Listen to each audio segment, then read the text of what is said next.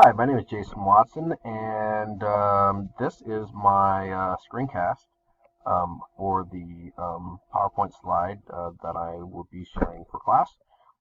This is Domain 4, Facilitating Improvements and Instruction and Student Learning. I'm just going to start off, and I'm going to read the domain summaries. The teacher leader demonstrates a deep understanding of teaching and learning processes and uses this knowledge to advance the professional skills of colleagues. The teacher leader is a continuous learner and models reflective practices based on student results. And the teacher leader works collaboratively with colleagues to ensure that instructional practices are aligned to a shared vision, mission, and goals. So the key skills that are needed, um, the ability to facilitate the collection of analysis and the use of classroom and school-based data. Also the ability to identify opportunities to improve curriculum, instruction, assessment, school organization, and school culture.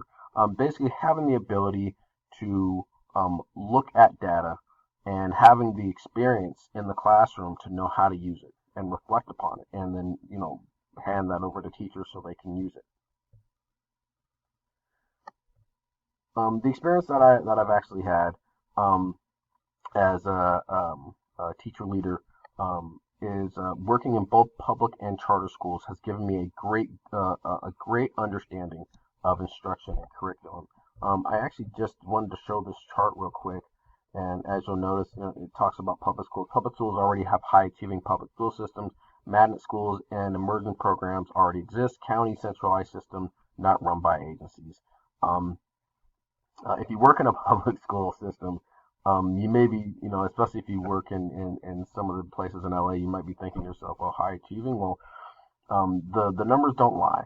And in general, many of the public schools actually have higher numbers than charter schools. In many cases, this actually may mean that they just have more kids. Their system has been set up for much longer. If you really think about it, charters have really only been around for, in effect, as we know them, for I'd say probably the last 10 to 15 years. Um, Working in a charter, so I worked in public schools for the first 4 years of my career. Working in a charter, I worked for charters for 3 years, and I started at Green Dot Public Schools. And you can really take a look at this: less bureaucracy, more autonomy. Um, if not performing, will be shut down, and more experimental and innovative.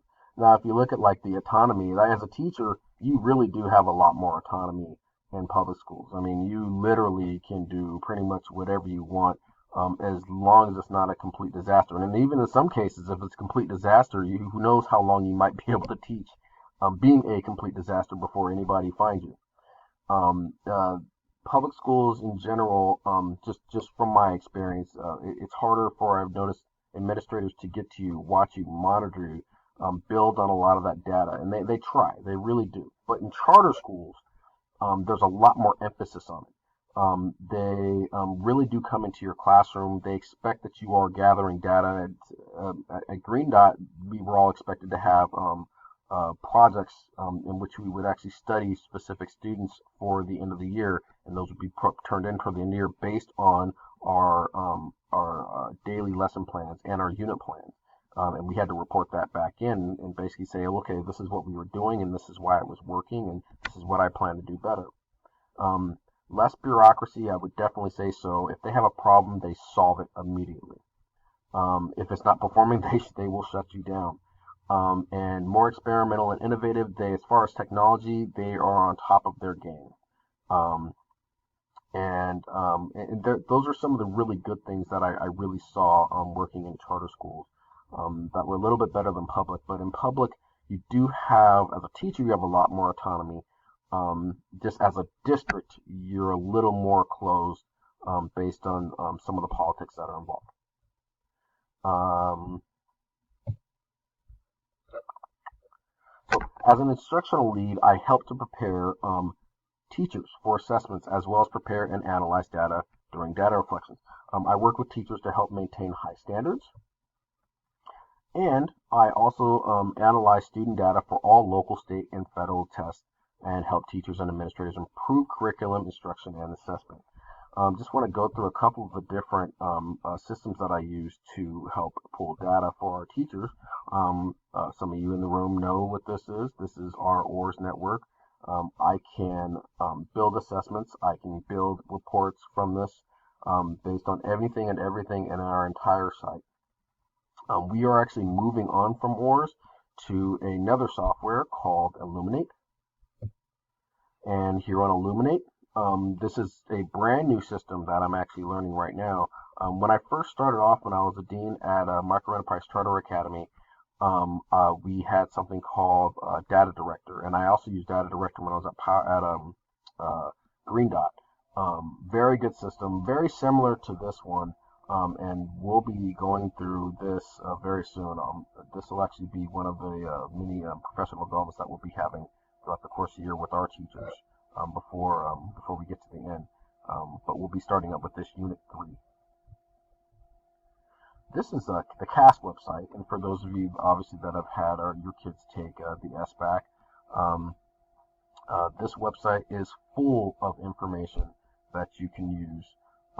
This is where we actually get on and we actually take our SBAC test, test operating system. This is called what we call TOMS. There are lots and lots of practice tests.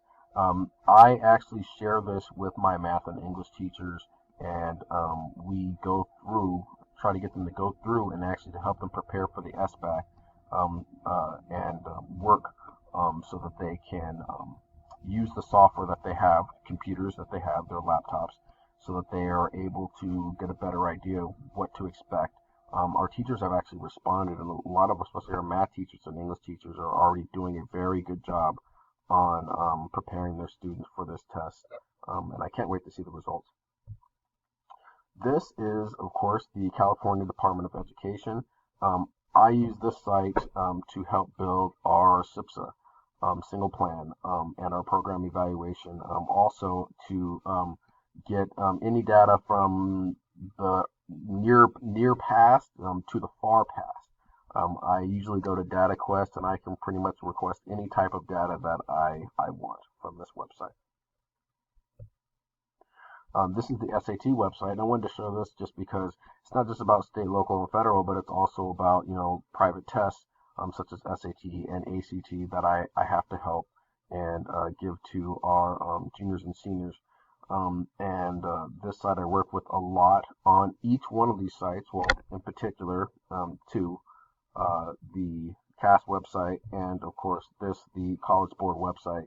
I have to actually put on accommodations for our special education students as well. And I use this site to help me help our students prepare for their upcoming tests. This is our Naviance website. And lately we've been using this a lot better, getting our kids on there. There are a multitude of tasks that we actually have them do, and it helps them track what they would like to do, whether they want to be in college, junior college, what licenses they need to get. This actually will tell them about all types of different colleges that they can apply to, as well as jobs that they might be interested in. And it also tracks their progress in high school, and they can even use it to apply to different schools. And they can use it to track all of their different classes as they go through high school.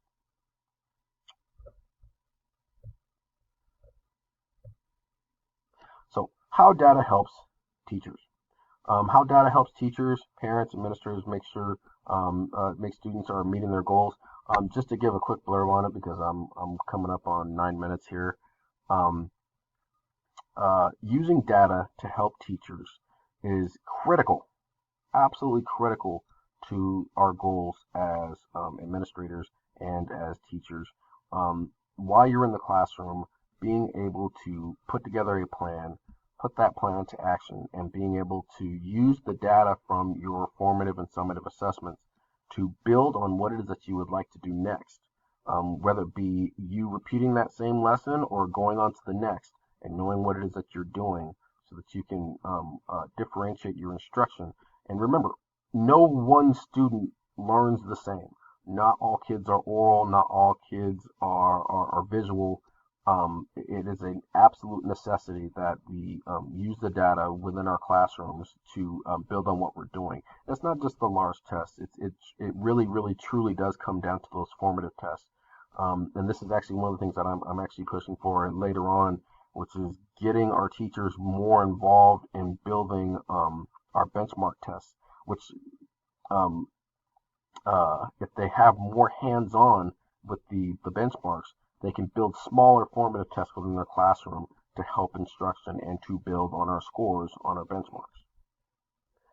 Um, No Schools Left Behind, and I wanted to show you this is actually one of the books that I had put down as one of my references, and I read the short blurb here on educational leadership here. Schools can get a better picture of how to improve learning for all students by gathering, intersecting, and organizing different categories of data more effectively. And like I said, this is a very important task that we have to be able to gain data, important, usable data. Data just for data's sake is useless. But gaining the data and actually using the data in an important way can push us miles ahead of where we actually want to be. And lastly, ideas and help for teachers in the learning process. I really put that one down just because it's special to me. Because it's really something I'm really moving into is building more on educational technology. This particular video focused on social networking and classroom for teachers and learning. I just wanted to show you just a couple of different things. Along with trying to get more laptops for our campus, get more training for our teachers, get more labs, just more access to software. This is Google Classroom. Many of you know this, and our teachers are using this way, way, way, way, way more um, than any time. I think there might have been. Actually, I don't think any of us were using it. It might have been one person or two people from last year that were using this site. Google Classroom. But since then, we all use Google Docs, we use Google Drive. It is massively expanded, and the teachers love it. It works fantastic. This actually is a student page for Naviance, um, and some of the different things that you see here, like courses, colleges, careers, about me, my planner, helps the student themselves to actually plan out what they're doing throughout their high school career and what they might want to do later on in life. Such as technology, it's really rapid and changing. So that is my um, uh, screencast, and I hope I didn't say too much. And thank you very much. That's it.